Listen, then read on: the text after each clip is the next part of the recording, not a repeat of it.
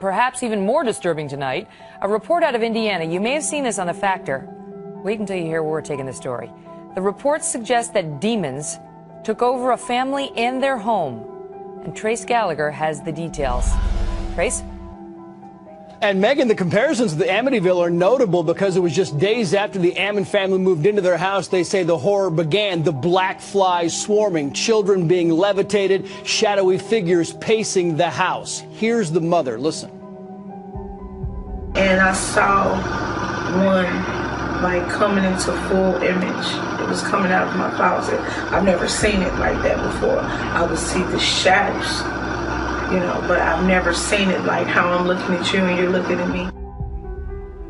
The family sought help, but between the horror stories, the kids missing school and being injured, the family doctor and child services got involved, with child services pointing the finger at mom, writing, quote, they believe the mother may have mental health concerns. They believe the children are performing for the mother and that she's encouraging the behavior. Then child services witnessed something that changed their view. The 9-year-old boy thrown against the wall with no one touching him. Then they write, quote, he had a weird grin on his face and began to walk backwards while the grandmother was holding his hand. He walked up the wall backwards. He flipped over and landed on his feet in front of the grandmother and sat down in the chair. Police also thought the story was a hoax until they went to the house and saw blinds dripping with oil and water where there was no source, and a mysterious figure in a window when no one was home. 37-year police veteran Captain Charles Austin saying, quote,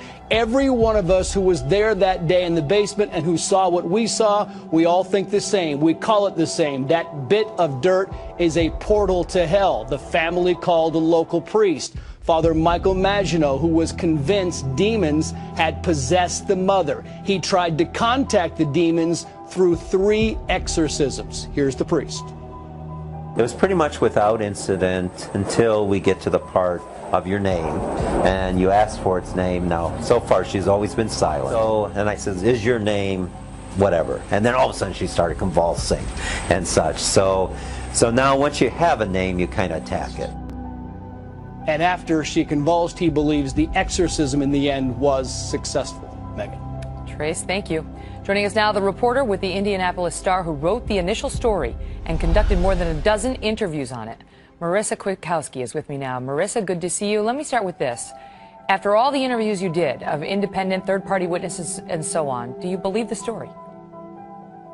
It's not my job to believe or disbelieve this story. I will leave that to others. It's not your job, but what do you think? I'm asking you. I mean, were you persuaded at all? It's not my job to be persuaded either way. My job is to report the facts as they were told to me and to let people draw their own conclusions, and I wrote it that way deliberately. Well, let me ask you this. You've got a police captain saying he believes. Did you interview the people who claim to have seen the boy walking backwards up the wall? I interviewed the registered nurse who witnessed or says he witnessed the boy walking backward up the wall. I did not interview the Department of Child Services caseworker. However, I had her report from that incident. And did she claim to see it as well? She claimed to see it as well, yes. Do you have any reason to doubt their accounts? I mean, as a reporter, you always go in skeptical. I think they believe it, yes. Is there any reason that you uncovered to doubt them? In other words, any history of their relationship with the truth, any performance complaints, that kind of thing? Good question. No, there weren't any sorts of situations that gave me pause. People in credible positions doing typical work and, nothing to report. How many eyewitnesses were there to the so-called possessed behavior other than the mother? Because, the mother may or may not have had issues. There was a psychologist saying she's got some issues and the kids are basically performing for her. How many people outside of the family who are verifying these accounts? You mean in the hospital or outside of the hospital? Anybody outside of the family. It would take me a bit of time to count, but at least 5 or 6 people who say they witnessed things that were strange. Is there any audio or visual? There are not audio or visual representations of the boy walking up the wall or the levitation. There are photos of things that police saw while they were in the home, but nothing, you know, no demons or paranormal or anything like that. All right, we'll continue to follow it. Thanks for bringing it to our attention, Marissa. All the best. Factor follow-up segment tonight. Last night, we told you about a 9-year-old Indiana boy who apparently was doing some very shocking things, so much so that exorcism was involved. The Indianapolis Star, that state's biggest newspaper, is heavily covering the story, and a captain in the Gary, Indiana police force, Charles Austin, says the situation is credible. That is incredible. Joining us now from Chicago, Father Michael Maginot, Catholic priest, who has been dealing with the situation. So, Father, I want to keep this fact-based, what you know, what you saw, what you did. Let's start with the boy. What do you know about him? Actually, I have never met any of the children. The first time I heard about the incident was when, just after the boy walked up the wall backwards. There was a furor there, people running out, calling for the police, security, the chaplain. He called me. I was in my parish conducting a Bible study class, and I got the call because I was on call for the Catholic priest chaplain who was off at that time, and they called me in to do an exorcism. And I said, but let me stop you there. Exorcism is a very rare and serious thing that the Catholic Church, and you have to go through a lot of hoops to get it approved, to get the people in. It disturbs me a little bit that the boy involved, and this is according to the newspaper and other eyewitnesses, you know, was doing incredible things like walking up walls and things like that. But you yourself never talked to the boy. Why not? Well, when I went to do the interview at the home with the mother and the grandmother, it was a 4-hour interview, and the first 2 hours were basically just getting information of all the occurrences and phenomena that was surrounding everything leading up to that incident at the emergency room in the hospital. The problem I'm having with this is, number one, you didn't see the boy. I think the credibility of the Catholic Church is in a tough way now in this country.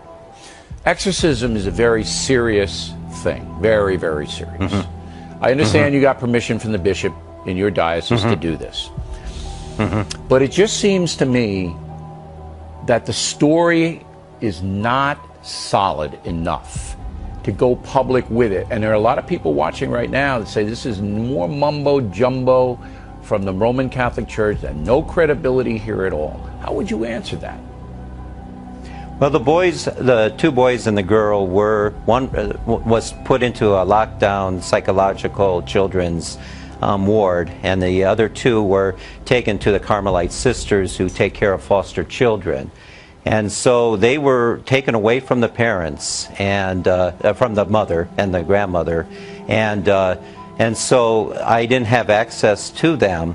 And I discovered in the investigation that the mother was also possessed. Mainly at the end, very end, I put the crucifix on her forehead and she began to convulse. As a Catholic priest for many years, you believe that there is something unworldly involved with this family. You do believe that? All right, Father. Yeah, I do. I'm going to stop it there, and we appreciate your time very much. Thank you.